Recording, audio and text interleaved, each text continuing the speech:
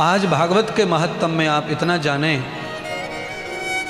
कि 88,000 ऋषि कथा श्रवण करने के लिए श्री सूत जी के आश्रम में विराजमान हो रहे हैं। क्यों पहुंचे? तो कहा अपना चैन खो बैठे हैं ऋषि मुनि, शांति खो बैठे हैं। ऋषि मुनियों को शांति और चैन नहीं है। अर्थात अब आप इसे इस तरह समझ लें लौकिक, कि कोई बच्चा सॉफ्टवेयर इंजीनियर हो गया है, बड़ी कंपनी में जॉब है, बहुत बड़ा पैकेज मिलता है, बहुत बड़ा वैज्ञानिक है, सॉफ्टवेयर बनाता है, पर अंदर का जीवन खोखला है, भयंकर अशांति में जी रहा है, भयंकर क्रोध में जीता है और भयंकर शरीर की व्याधि में जीता है। कलयुग में आज के समय पर हर एक वर्कर बहुत बीमार है। और कौन सा वर्कर? वैज्ञानिक, रिसर्चर। तो 88,000 जो ऋषि हैं उस काल के वैज्ञानिक हैं, वो नई नई खोज कर रहे थे ब्रह्मांड भूगोल में। उसी में वो इतने असमर्थ हो गए कि इतने अशांत हो गए कि उन्हें खाना पीना नींद सब खत्म हो गई उनकी। आदमी को काम करते करते जब एंजाइटिक हो जाता है तो भोजन बंद हो जाता है और नींद आना भी बंद हो जाता है।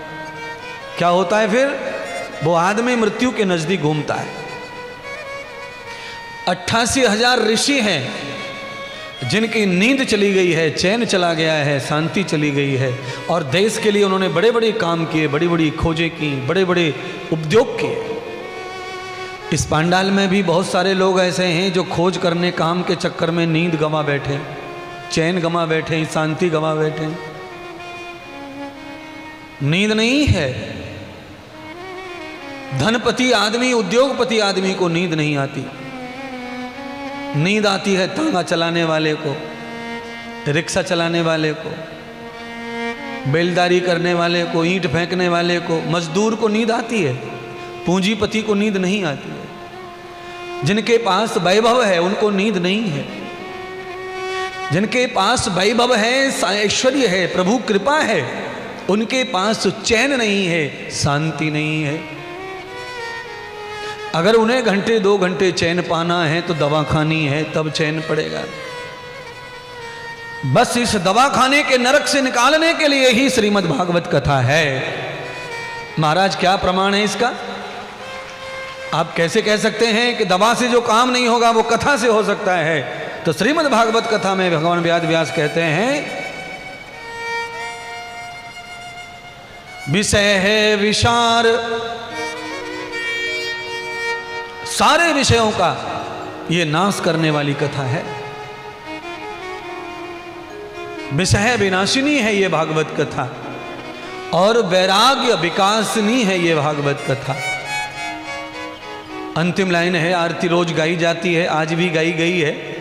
शुभ औषधि हरि चरित्र ज्ञान की, आरती अति पावन पुराण की, धर्म भगति विज्ञान कान की, आरती अति पावन पुराण की। ये परम औषधि है। दुकान पे क्या मिलती है? औषधि। परम औषधि दुकान पे नहीं मिलती है। टेम्परेरी रिलीफ, थोड़े समय के लिए आपको रिलीफ कर देगी, आराम कर देगी। ऐसी दवाइयाँ हैं, चाहे आयुर्वेद हो, होम्योपैथिक हो, एलोपैथिक हो, नेचुरोपैथिक हो, ये सब आराम देने के कार्यक्रम हैं। आराम मिल जाएगा। पर एक महाज्ञानी कहते हैं, संसार में आप यहाँ जाओ, वहाँ जाओ, वहाँ जाओ, हॉस्पिटल जाओ, यहाँ जाओ, प्राकृतिक चिकित्सालय में जाओ, सब जगह जाओ, आराम की कोई कमी नहीं है। दवाइयाँ खा जाओ, दवा खाते ही आराम है, नशा करती है, दवा खाओ, आराम हो गया।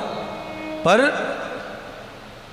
दूसरे कवि, दूसरे ज्ञानी क्या कहते हैं वो भी सुनो। जीवन में जी कर देख लिया, जीवन में जी कर देख लिया, आराम तो है पर चैन नहीं, जीवन में जी कर देख लिया, आराम तो है पर चैन नहीं। और ये सत्य है, चैन नहीं मिलेगा। तो चैन कहां है? चैन है कहां?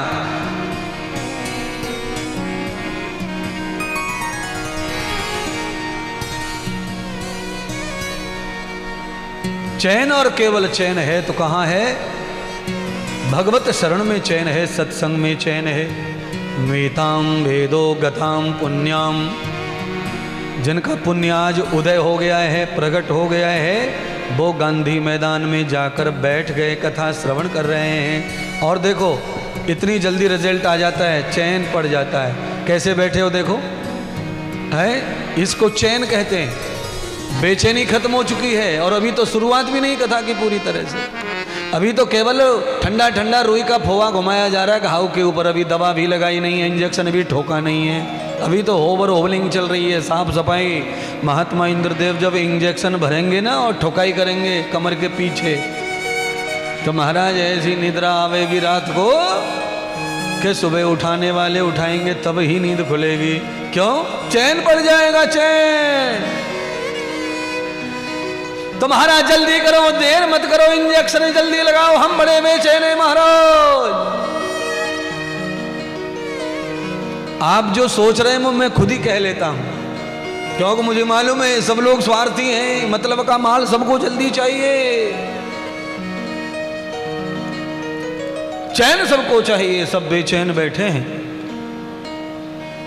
पूरे जामताड़ा में क्या, पूरे झारखंड में चले जाओ, किसी भी घर में चैन नहीं है, सब बेचैन है। बूढ़ी अम्मा को देख लो बेचैन, बीच वाली मम्मी को देख लो बेचैन, और कल परसों जो बहू आई है टकाटक जवान, बेचैन, चैन ही नहीं है उसको, पैर नहीं टिक रहा है नई बहू का, बेचैनी में परेशान है। भाई क्या लोड़ है तेरे ऊपर, तू क्यों परेशान है? क्यों नहीं कथा सुनती चुपचाप? यावते त्वयाम पापान कृतश्चम, छोटे छोटे पाप भी आदमी को कहीं आराम से बैठने देते नहीं है। प्रपंच है ये, प्रपंच, प्रपंच पाप से ही बढ़ता है।